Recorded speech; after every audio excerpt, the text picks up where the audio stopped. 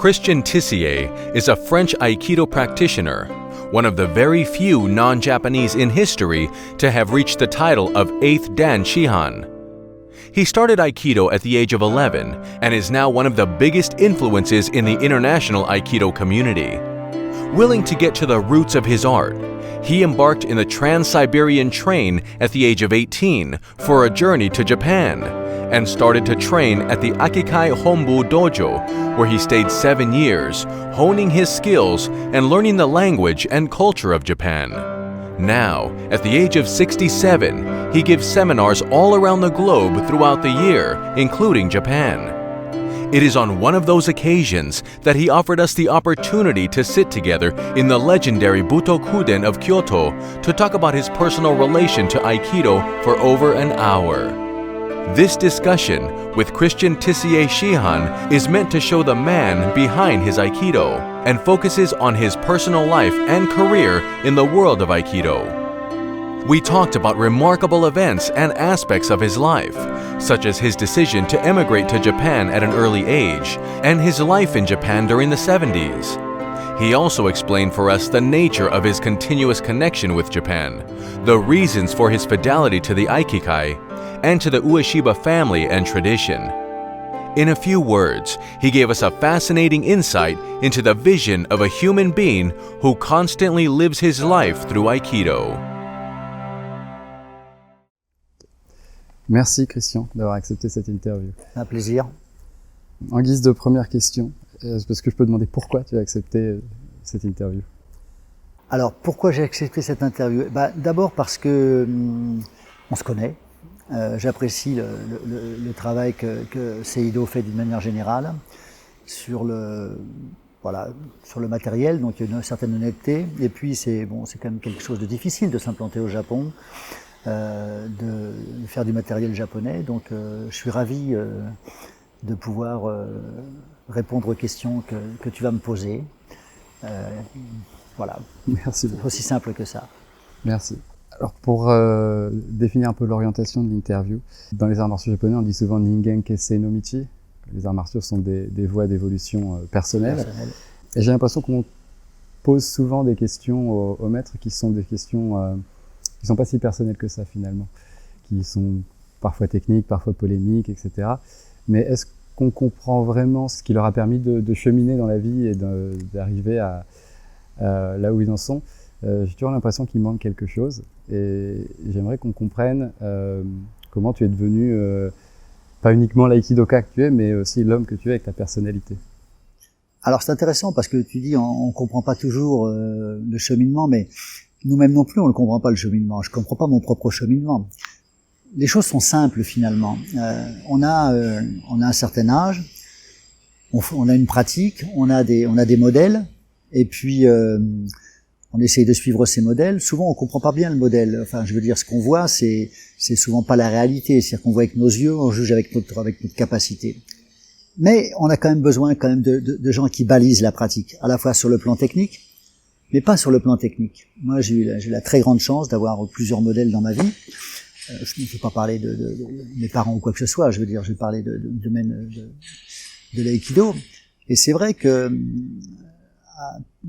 pour des choses un petit peu différentes, mais bon, Kishomaru Doshu, Yamaguchi Sensei, Nakazono Sensei aussi, mon premier professeur, pour moi étaient des grands modèles. À côté de ces modèles, j'avais bien sûr des amis, ou des sensei, des senpai, hein, bien sûr. Beaucoup de respect, beaucoup de travail, que ce soit Masuda Sensei, Ichihashi Sensei, enfin plein de Endo Sensei, voilà, des senpai, des amis finalement. Est-ce que Osawa Sensei, est-ce que le Doshu, est-ce que Yamaguchi Sensei, j'aurais pu les considérer comme des amis? Peut-être. Yamaguchi Sensei voulait qu'on soit... Enfin, Yamaguchi Sensei, c'était assez spécial. Il disait, quand on était souvent ensemble, il disait, t'es comme mon frère. Parce qu'il voulait dire, on est pareils tous les deux. On a le même regard sur les choses. On parlait pas d'aïkido. On parlait de la façon de se comporter, de l'intérêt qu'on avait pour des choses. Et bon, il aimait bien être avec moi parce que voilà, j'étais beaucoup plus jeune, mais en même temps, il y avait une certaine fraîcheur certainement que moi je ressentais pas, mais j'imagine qu'il lui plaisait. Enfin, en tout cas, j'ose l'imaginer, d'accord? Mais ça restait un modèle quelque part, parce que chaque fois que j'avais une question à lui poser, il avait une réponse. il éludait pas les questions. Du style tu comprendras plus tard, etc. Et il y avait une réponse, et cette réponse elle était adaptée toujours à la situation. Et puis après il y a le comportement. Bon, quand je voyais le comportement de Kishimaru Doshu, bon, tout ce poids qu'il y avait autour de lui quand même, parce que c'était quelque chose. C'est toujours du poids, hein, enfin je veux dire pour Moriteru Sensei, enfin c'est toujours un poids, mais là c'était différent, c'était la mort de O-sensei, c'est autre chose quoi. Avec un Aikikai qui était un peu pesant, Saito Sensei d'un côté, Torei Sensei de l'autre. Voilà, il fallait prendre la suite. Il fallait structurer l'aïkido, qui n'était pas structuré comme maintenant. Nikkyo Mote, Ura, ce genre de choses. Donc il y avait un poids, et à l'intérieur de ça, tu avais cet homme qui avait cette ligne, voilà, et qui gérait un peu tous les conflits, enfin sur le plan diplomatique, sur le plan personnel, mais toujours cette rigueur dans l'aïkido. Et puis au final, tu regardes un peu autour de toi et tu te dis, voilà, l'aïkido c'est devenu ce que c'est devenu, ben, grâce à lui, quoi. Il y a les autres aussi, mais bon, c'était l'épine dorsale, quoi. Et à partir de là, tu commences à réfléchir sur la personne, quoi. Quel est son comportement? Moi, je l'ai vu, par exemple, en 1982, démonstration à Paris, il avait été très très malade, il avait été opéré, il devait faire 45 kilos, quoi. On était ensemble dans le vestiaire, il était fatigué, quoi. Il monte sur le tapis, et là, voilà, quoi, et tu t'es dit, bon, hein, la maîtrise, c'est ça, quoi. La maîtrise, c'est ça, hein. C'est être là au moment où il faut l'être, se reposer après, faire ce qu'on a à faire, voilà, et puis en même temps donner de l'envie aux gens. Voilà. Donc ça, pour moi, c'était des grands modèles. Alors, qu'est-ce que je suis devenu au fil du temps? J'en sais rien. Enfin, voilà, j'essaye d'être en accord un petit peu avec avec l'image que j'ai reçue. Je sais pas si j'ai réussi. Voilà, enfin, c'est compliqué à dire, quoi. Peut-être qu'on peut commencer par le tout début. Oui. Quel était ton état d'esprit dans les années, juste après 68 en fait? Alors, juste après 68. Quand tu as décidé, bon, je pars au Japon. Oui. Question qu'on t'a déjà posée, mais il y a quelque chose qui m'avait un peu choqué dans la manière dont la question était posée, c'est que ça ou même peut-être la réponse d'une certaine manière, c'est que ça paraissait très léger, alors que nous, aujourd'hui, quand on veut venir au Japon, on prend l'avion, on est là en 12 heures. À l'époque, c'était pas le même engagement, c'était pas la même décision, et puis c'était pas partir juste à côté. Il fallait avoir quelque chose au niveau des tripes qui fasse. Alors, il faut beaucoup d'inconscience aussi, quelquefois. Moi, j'ai souvent dit, j'aurais eu 25 ans avec quelque chose d'un peu établi, peut-être un métier déjà. Alors, je parle même pas d'une famille. Peut-être je serais pas parti, ou en tout cas différemment. J'aurais attendu d'avoir telle somme d'argent que j'aurais eu ou que j'aurais pas eu, telle garantie, telle assurance, etc. Bon, savoir où j'allais. Bon, à 18 ans, voilà, quand on est un petit peu comme ça, fanfaron, certainement fanfaron, je vais partir au Japon. Ah bah, fallait bien que j'y aille, quoi. Après. Donc, voilà, on est un peu inconscient. Alors, est-ce que ça a été difficile? Non, très sincèrement non. Ça n'a pas été difficile parce que ça me paraissait normal. Je veux dire, pour moi, ça me paraissait normal. Rétrospectivement, oui, effectivement, ça se passe pas comme maintenant. Il n'y a pas d'avion. Au départ, c'était le bateau. Enfin, tous les Japonais qui sont venus, avec ça, Nakazuno Sensei, Noro Sensei, Chiba Sensei, Tada Sensei, Tamura Sensei, ils sont tous venus par bateau. Ils arrivaient tous à Marseille, c'était les messageries maritimes, il n'y avait pas le choix. Canal de Suez, et moi, forcément, à l'époque, la Russie était fermée, donc c'était forcément le bateau. Alors je m'étais dit, je vais m'engager comme mousse, parce que j'avais pas d'argent, bien sûr. Ma famille est une famille d'ouvriers, enfin, voilà, il n'y a pas de fortune personnelle. Et, sauf qu'il y avait le canal de Suez était fermé. Il y avait un conflit, avec l'Égypte, c'était fermé. Donc, le bateau, c'est un peu compliqué. Donc, il restait que le transsibérien à l'époque. Voilà. Donc, voilà, on travaille, on fait son job d'été, puis quand on a la somme, on se dit, on prend le train, quoi. J'avais pas bien compris ce que c'était, quoi. Ça ressemble à quoi, le transsibérien? Ça ressemble à quoi? Déjà, on arrive à la, on dit au revoir à tout le monde. Et puis, c'était marrant parce que, mon père travaillait en usine, ma mère aussi, donc le matin j'aurais dit au revoir, je suis pas venu m'accompagner, je suis parti tout seul pour aller prendre le train.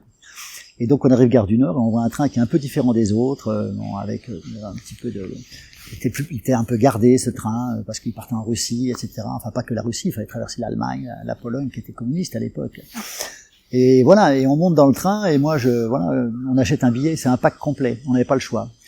C'était Intourist, donc l'agence de voyage russe, qui vendait le pack complet, je me rappelle du prix, 1883 francs pour l'aller, qui comprenait les repas, qui comprenait forcément le voyage, qui comprenait obligatoirement 3 nuits à Moscou, dans un hôtel, on ne pouvait pas choisir, c'était comme ça, parce qu'il fallait qu'il y ait des devises qui rentrent. Ce que je ne savais pas, par exemple, c'est que de Paris à Moscou, il n'y a pas de wagon-restaurant. Donc, en fait, le transsibérien, ça commençait à partir de Moscou. C'était le même train, mais bon. Bah donc, jusqu'à Moscou, on avait 3 jours de voyage. Heureusement que j'avais un ami japonais qui était dans le même compartiment, qui avait des tablettes de chocolat, parce qu'il savait pas non plus, donc on a mangé du chocolat pendant 3 jours. Voilà, donc on fait un peu inconscient, on se renseigne pas, on dit voilà, c'est facile. Puis après, on traverse la Russie, c'est un peu spécial, puisqu'auparavant, il y a tout un ensemble de choses. Il y a l'arrêt à Berlin, il faut changer les bougies parce que c'est pas le même écartement des voies, donc on reste une nuit. Devant chaque wagon, il y a des veaux avec des mitraillettes parce qu'on n'avait pas le droit de descendre à l'époque. Enfin, c'était un autre monde. Et puis après, il y a Moscou, on peut pas sortir de l'hôtel parce que, voilà. Donc voilà, mais bon, on regarde ça comme ça d'un œil un peu amusé parce que le rêve, il est là, quoi. On rêve du truc. Je sais pas ce que j'avais trouvé. Moi, je pensais que j'arrivais à Tokyo. En fait, j'arrivais à Yokohama. Donc, ça paraît idiot, hein. Mais bon, Yokohama, c'est pas Tokyo. Ensuite, il faut aller à Tokyo, quoi. Voilà, on prépare pas son voyage. C'est pour ça que je dis que quand je parle d'inconscient, c'est un peu amusant, mais je pense que les gens qui voyageaient à l'époque, voyageaient de la même manière, quoi. À l'époque, c'était plutôt, les gens allaient plutôt à Katmandou, au Mexique, dans le Mato Grosso, enfin bon. Je pense qu'ils réfléchissaient pas plus, quoi. C'était moins organisé que maintenant. Il n'y avait pas eu trop d'opposition dans ton entourage, sachant... Non, parce qu'ils y croyaient pas vraiment. Ils disaient, oh, je suis encore une lubie de Christian, il veut faire ça. Ma mère, par exemple, elle a compris que je faisais de l'aïkido, mais très longtemps après que je sois rentré du Japon, quoi. Mon fils, il fait du judo. Voilà, c'est bon. Donc c'était, et puis finalement, ils sont aperçus que je partais quand même, quoi. Voilà. Non, il n'y a pas eu d'opposition. Non, mais je pense qu'il y avait une confiance quand même dans ce que je faisais, et voilà. Je ne peux pas dire que c'était difficile.